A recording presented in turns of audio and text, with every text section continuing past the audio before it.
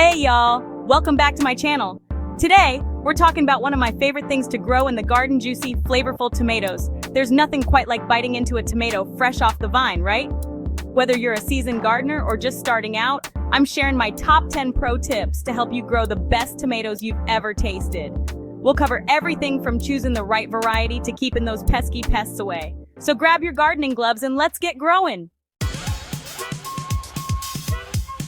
First things first, let's talk tomato varieties. There are so many different kinds out there, each with its own unique flavor, texture, and use. Whether you're a seasoned gardener or just starting out, picking the right tomato can make all the difference in your gardening experience. There are so many to choose from, it can feel a little overwhelming, right? But don't worry, we're here to help you navigate through the tomato jungle. You've got your cherry tomatoes, perfect for snacking, salads, and even roasting. These little gems are sweet and bite-sized, making them a favorite for many.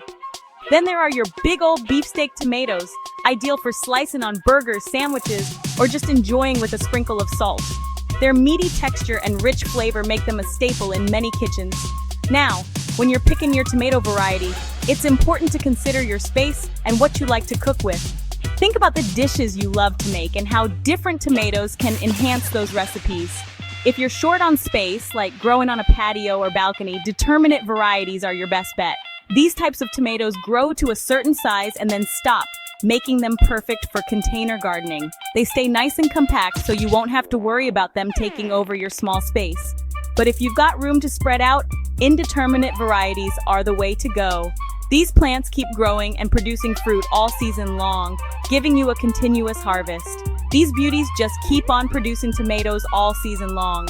Imagine having a steady supply of fresh tomatoes for months. Can you imagine baskets full of fresh tomatoes all summer? It's a gardener's dream come true. Now, I always like to try a few different varieties each year to see what grows best in my garden.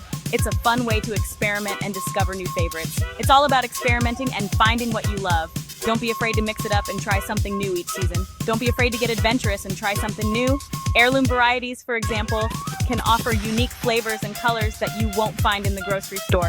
You might just discover your new favorite tomato. The possibilities are endless when you start exploring different types.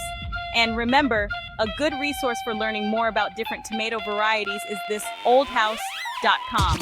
They offer detailed guides and tips to help you make the best choices for your garden. They've got tons of great information for gardeners of all levels. Whether you're looking for advice on planting, growing, or harvesting, you'll find it all there. Happy gardening! To give your tomatoes a head start your seeds indoors about 6 to 8 weeks before the last frost date in your area. This gives them ample time to grow strong and healthy before they face the great outdoors. Now, you can find this date by doing a quick online search. Just type in your location and last frost date, and you'll have the info you need in seconds. It's a small step that makes a big difference. I like to use seed starting trays and a good quality seed starting mix. These trays are perfect because they provide the right environment for the seeds to sprout and grow. The mix is light and airy, which helps the seeds germinate faster. Just sprinkle those tiny seeds on top of the soil and gently press them in. You don't need to bury them too deep, just a light press will do. This ensures they have good contact with the soil, which is crucial for germination. Make sure you keep the soil consistently moist, but not too soggy. A spray bottle works wonders for this. It allows you to control the amount of water and avoid overwatering, which can be detrimental to the seeds. And to create a warm, humid environment for those seeds to germinate, you can cover the trays with a plastic dome or simply some plastic wrap. This helps retain moisture and warmth, creating a mini greenhouse effect. Once those little seedlings start popping up, you'll want to make sure they're getting plenty of light. Light is essential for their growth, and without it, they can become leggy and weak. A sunny windowsill will do the trick, or you can invest in a grow light. Grow lights are especially useful if you don't have enough natural light. They provide the right spectrum of light that plants need to thrive. Now, I know starting seeds indoors takes a little extra effort, but trust me, it's worth it. The care you put in now will pay off with robust plants that can withstand the challenges of the outdoor environment.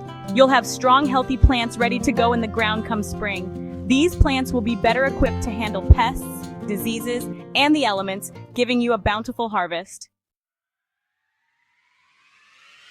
Tomatoes. They're sun worshippers, y'all. They crave those warm rays to grow big and strong. So when you're choosing a spot for your tomato plants, make sure they'll get at least 6 to 8 hours of direct sunlight each day. Now, if you live in a particularly hot climate, a little afternoon shade won't hurt. In fact, it might even help prevent your plants from getting scorched. But generally, the more sun your tomatoes get, the sweeter and juicier those fruits will be. So find the sunniest spot in your garden and let those tomatoes soak up the rays. Now let's talk about soil. Tomatoes, they're not too picky, but they do appreciate good drainage. Soggy soil can lead to root rot, and nobody wants that. So when you're planting your tomatoes, make sure you're using a loose, well-draining soil. You can amend your existing soil with some compost or other organic matter to improve drainage and add nutrients.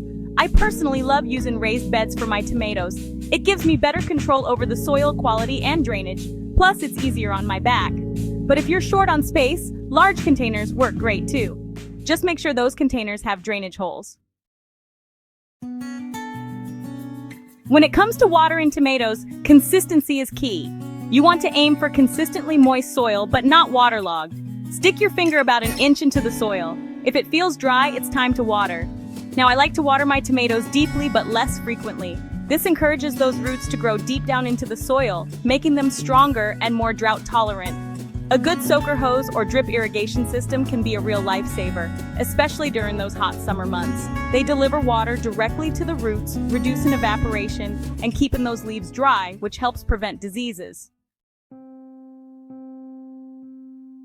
Mulch! It's like a warm blanket for your garden. It helps retain moisture in the soil, suppress weeds, and regulate soil temperature. Plus, it just looks nice and tidy. There are so many different types of mulch you can use, from shredded bark to straw to grass clippings. Just make sure you apply a nice thick layer around your tomato plants, but avoid piling it up around the stems. I like to use a combination of shredded bark and compost in my garden. It looks good and does wonders for the soil. As your tomato plants grow taller and start producing fruit, they're gonna need a little support. Trust me, those heavy branches laden with tomatoes can get pretty unwieldy. That's where stakes, cages, or trellises come in handy. They provide support for your plants, preventing them from sprawling all over the place and keeping those precious tomatoes off the ground. I personally prefer using cages for my tomato plants. They provide good all-around support and make it easy to harvest those tomatoes.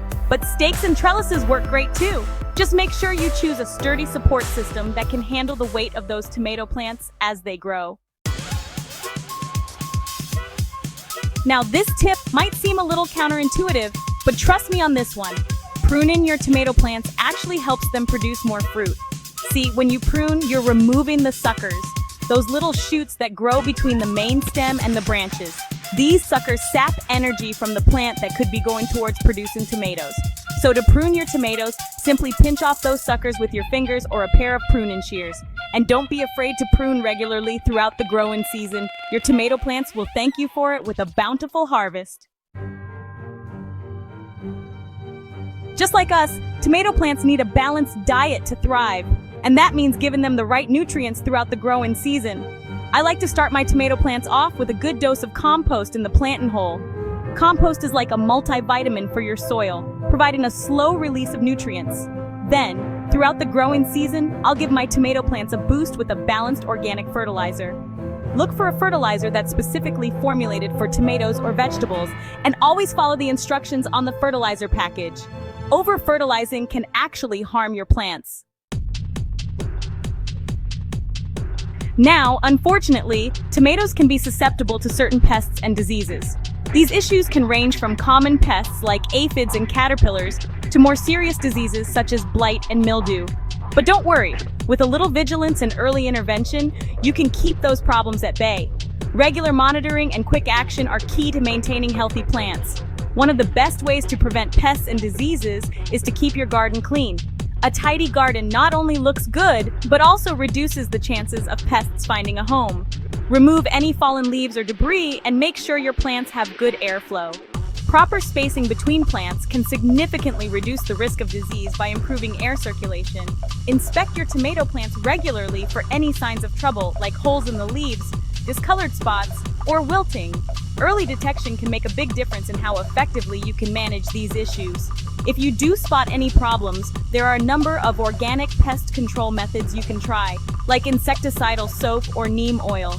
These solutions are not only effective, but also environmentally friendly. And if you're ever unsure about something, don't hesitate to reach out to your local garden center or extension office for advice. They can provide you with expert guidance tailored to your specific situation, ensuring your garden thrives. Well, there you have it, y'all. My top 10 pro tips for growing the juiciest, most flavorful tomatoes you've ever tasted.